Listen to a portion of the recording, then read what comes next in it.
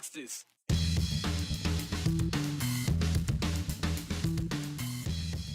ESA programs have no accountability to the taxpayers, nor are they required to follow basic educational standards. That is definitely not how I want my tax dollars spent. Public money to private schools, or even homeschools. Idaho's idea for an education savings account faces public scrutiny for the first time. Banning transgender treatments for minors is now halfway through Idaho's State House. One Republican voted against it, but not the Republican who said it would impact her transgender family member. Roses are red, violets are blue. Who wrote this lovely headline for you? Well, we're hoping some of you can tell the difference between a real love letter and one written by an AI machine. Okay, so two of the most talked about legislative topics of the year got time to shine at the Idaho State House today. Both of them, education savings accounts and medical rights for transgender teenagers. We're going to dive into both. One of those still taking place right now. Joe Parrish joining us now to talk about the committee hearing on the education savings account. Again, it is still going on, still listening to some public testimony on those in favor of it and those against it. Yes, and folks that were tuned in here at 5 o'clock looking to see an answer, what did they vote? They haven't voted, so we'll circle back to this tomorrow. But yes, there is heavy debate, of course, on these ESA programs here in the state of Idaho and across the country. And today is really the first in-depth conversations we got to see in an official capacity. Lawmakers have been debating in the sphere of public opinion if education savings accounts should be rolled out here in the state of Idaho. Bill sponsors, Senators Tammy Nichols and Brian Lenny. They described their legislation as follows. And of course, this is the bill known as the Freedom and Education Savings Account. And it would create, according to the bill sponsor, saving accounts for Idaho families of K through 12 age children. And the act, quoting here from the statement of purpose, would allow dollars to follow students so parents could access the education services and environments that best work for their children.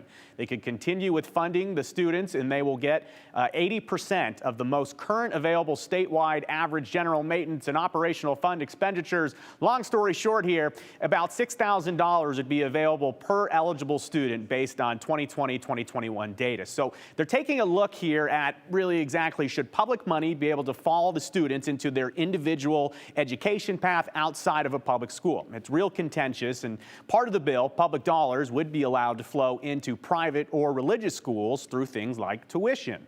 Now, supporters say that this is state money simply following state students to best help them in their education, make them a better member of society. But critics say that sending public dollars into private schools, who can do whatever they want really without state control, is unethical, and some say likely illegal. So public testimony underway this afternoon. Sounds like this hearing will go into tomorrow, so no vote today, but here's a taste of both sides. I oppose SB 1038 because monies from our underfunded public schools that serve all children will be gutted to support this program eventually in coming years.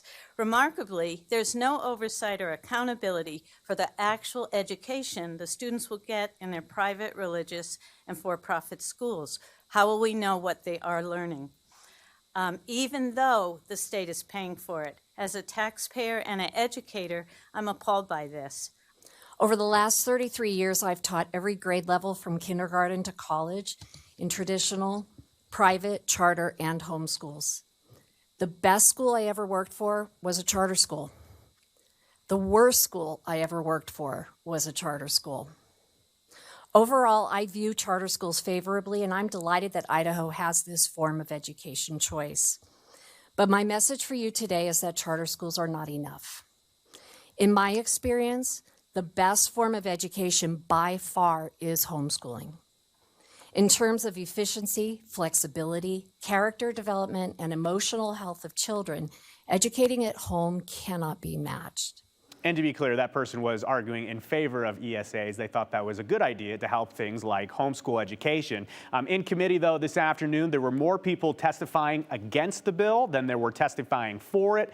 Again, it's still going on at this hour. We're going to circle back to you for tomorrow. But on the main stage in the Idaho House today, and really the only business done on the House floor, debate and a vote on a proposed law that would ban, for people under the age of 18, the use of puberty blockers, cross-sex hormones, and sex reassignment surgeries when administered to children struggling with gender dysphoria. House Bill 71. It passed on essentially party lines, 58-12, with only one Republican voting no, all Democrats voting no. But the debate highlighted the delicate nature of the discussion surrounding the bill and the topic, as we've discussed at length here on the 208. Now, the debate also came down to a real specific point for some lawmakers. The point was made by Democrats and Republicans that people under the age of 18 should probably wait to get gender assignment surgeries until they are 18.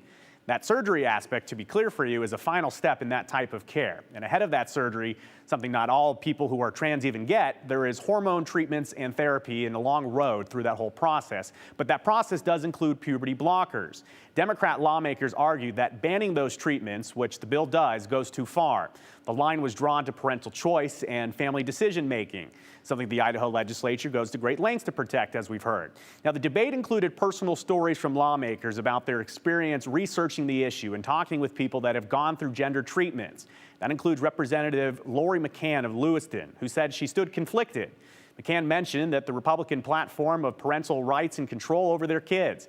And she talked about how if one of her 4 kids or 11 grandkids faced the situation, she would, quote, fight like all to get out, to get them the treatment they need. And in fact, it has touched her family.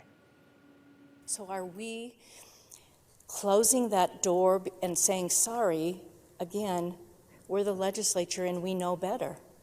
And that is troubling. I've lost a lot of sleep over this bill. I've wrestled with it. I've talked with professionals. I've talked with medical folks, parents. I've talked with actual transgender people. And I want them to know that I care, I feel for them, and it is real. It is something that is real that we all need to try to understand. It's difficult.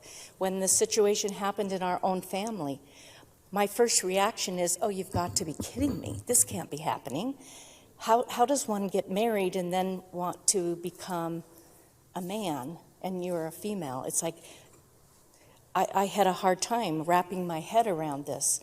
But it affects me. It affects their lives. It affects my grandson and his partner, his wife.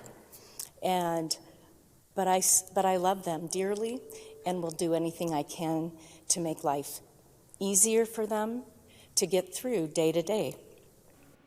And Brian, after 9 minutes of personal testimony, Representative McCann voted for the bill because she agrees that surgeries, it might be too much for transgender minors. She did mention, though, that she wasn't completely sold on the idea that puberty blockers could disfigure or harm people taking them for treatment.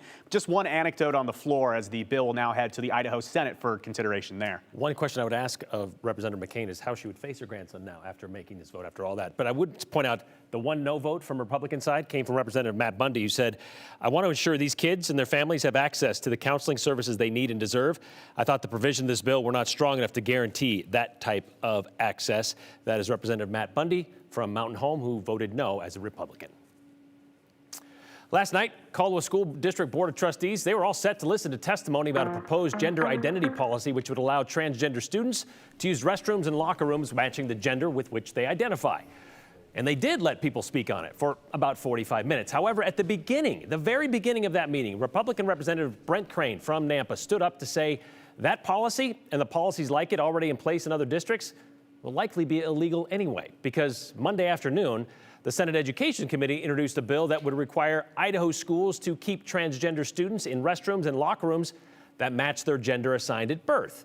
Across the board, no exceptions. And he told the trustees he was pretty confident this bill would be signed into law, thereby nullifying any sort of policy like Caldwell was considering. So the board decided to table it.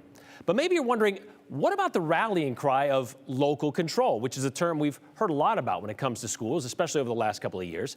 Why can't school districts, local school districts, and the parents involved with them decide for themselves what's best for their students? We asked that question of the bill's sponsor, Republican Senator Ben Adams, today. He wasn't available for anything on camera, but he sent us this response, saying, the state has a vested interest in the safety, uniformity, and stability of our public schools. Senate Bill 1100 creates a baseline for schools to operate, he says. As far as local control, they still have that. They can still make accommodations, he says, as long as they stay within the parameters laid out in the bill. Those parameters apparently seem to limit schools, though, to offering transgender students to bathrooms in a teacher's lounge possibly, or setting up single occupancy facilities. So should this slide through as quickly as Representative Crane expects, there will be several school districts in Idaho who have to reassess their current transgender policy.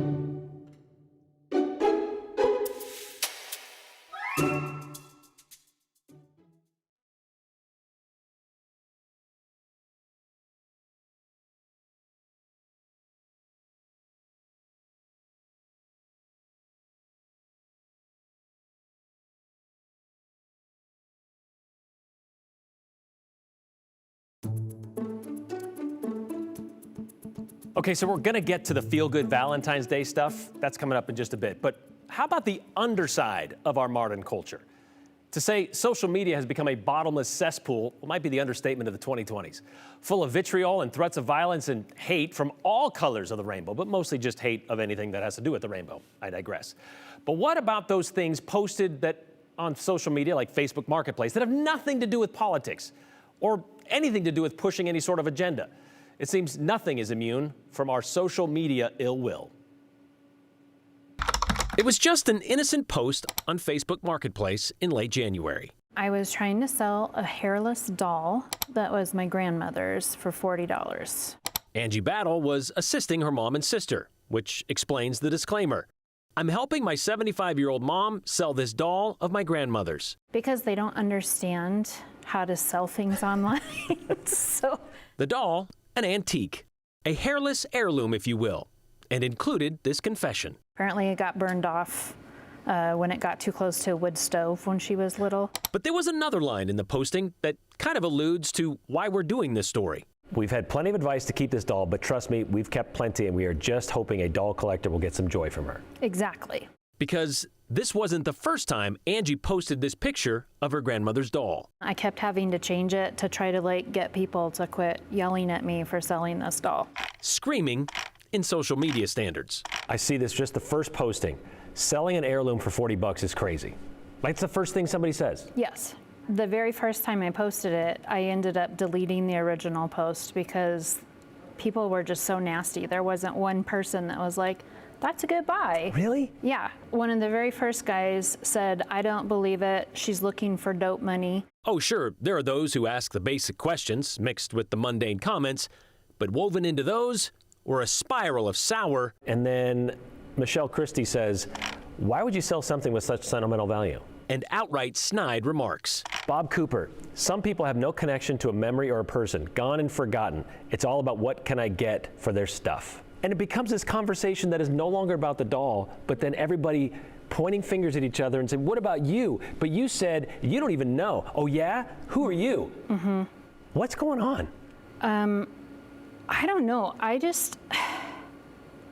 feel like, I don't know if people just don't have anything better to do with their time or if they're just insensitive jerks. I don't have any Or idea. both. Could be, yeah.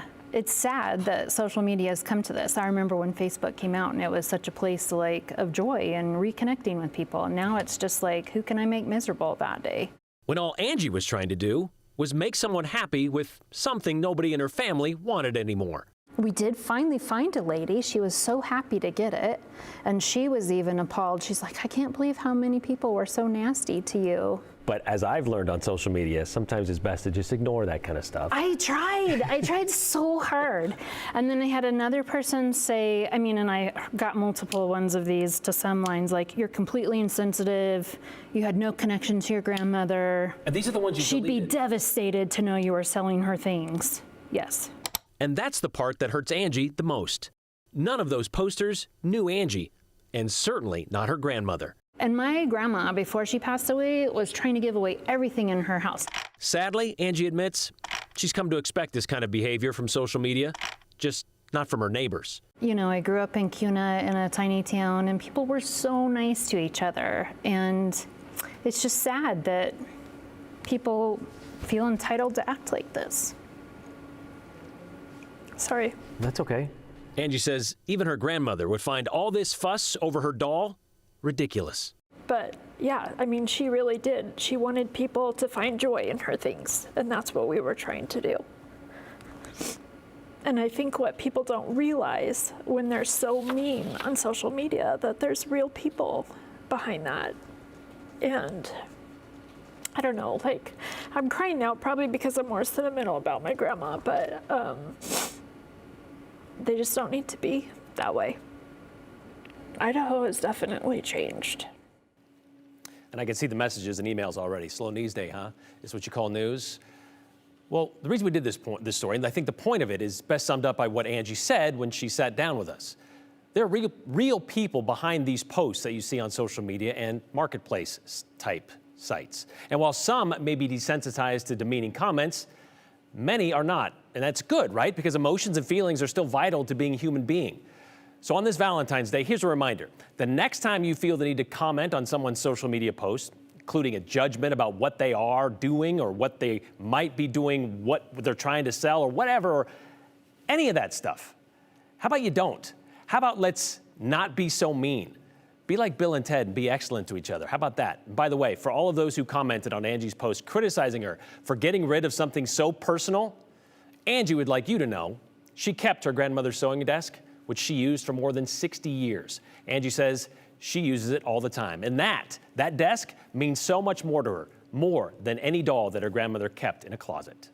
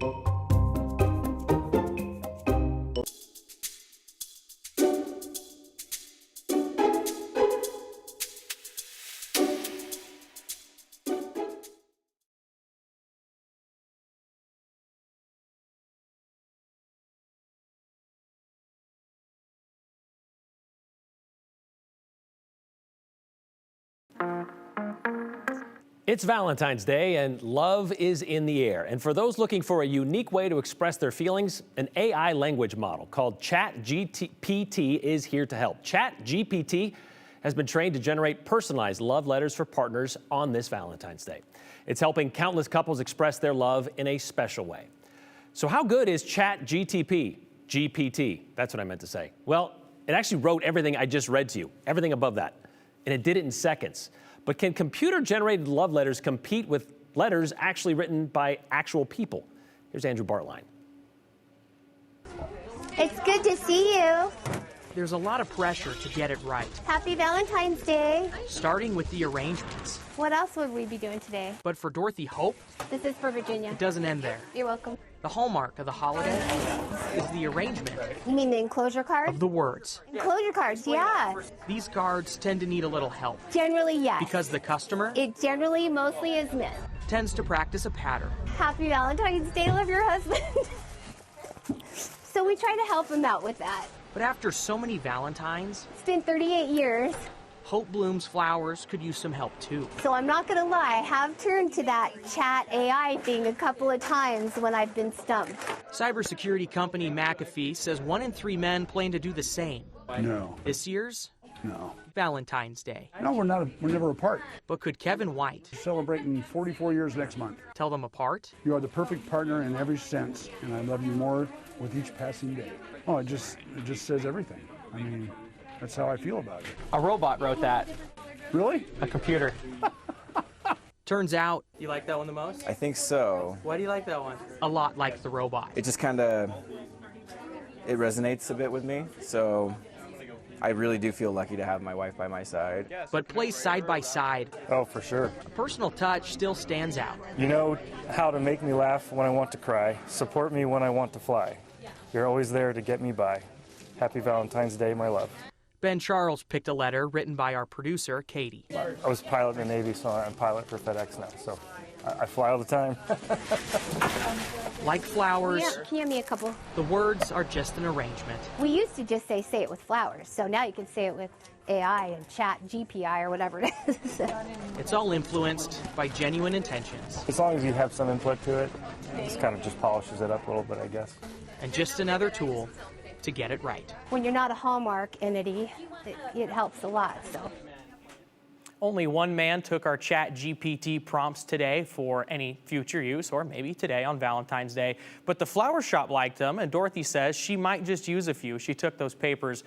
Dorothy also saw right through it, Brian. As she said, she's used this before. She pointed out instantly, person wrote that, a robot wrote that. She was pretty good at knowing what was real, what was fake. Well, she has to know that because when she sets up an arrangement and takes an order over the phone, what do you want on the card? Somebody's got to come up with something instantaneously or at least enough to fit on the card. So I'm sure she can recognize what's real and what is kind of like, I don't know, just put something on there. Yeah, and it's really interesting because we're kind of playing with ChatGPT earlier today. I mean, you can write a prompt to say, in 3 sentences, tell my wife how smart she is. And it's pretty good, Brian. It's better than me. Can you tell me what it said? Nobody took anything. What did you? Is that an actual? Can I write that down? You could, yeah. You can ask and see what it says. No, tell me how to tell my wife how smart she is. Can you? I can't. Go to the robot, that's Brian. what I mean. I'll send you the link. Oh, I thought I'm you not got that very in. quick. Nobody liked my prompts. People liked the robot. That's pretty much what we learned today. Katie got one in there. You'll find it. You'll find that love, and then you'll find and you'll find that nugget inside you that's going to create that love letter for you, Andrew. You won't have to rely on AI. I'll call it quits on that one. Thanks, Brian. We'll be right back.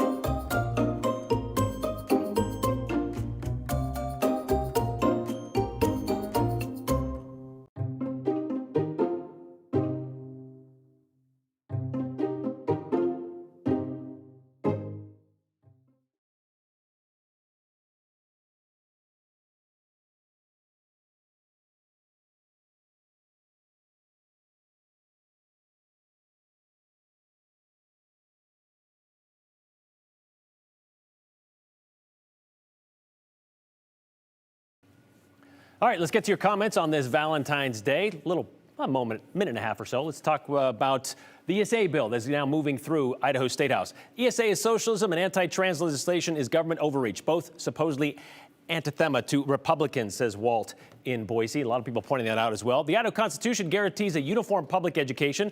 ESA bill takes funds away from that and is in no way uniform. It is illegal on its face, says Ken. We didn't hear a lot of comments that were in favor of this bill from the public anyway during today's committee hearing, but we'll see if that continues. Again, we've been not listening for the last half hour or so, or at least Joe might be, so we'll have more on that tomorrow, hopefully, on the 208. The doll story touched me. I had something similar happen. We've become a people of making quick judgments without having all the information and lacking compassion. Very sad, says Tammy in Nampa. And this one also. How truly sad is it that we are now having to constantly remind people to just be kind? So sad. On this Valentine's Day, yeah. How about we remind each other when you head out there, try some kindness and some love in your heart. Even on social media, you'll see how well it works. We'll see you tomorrow.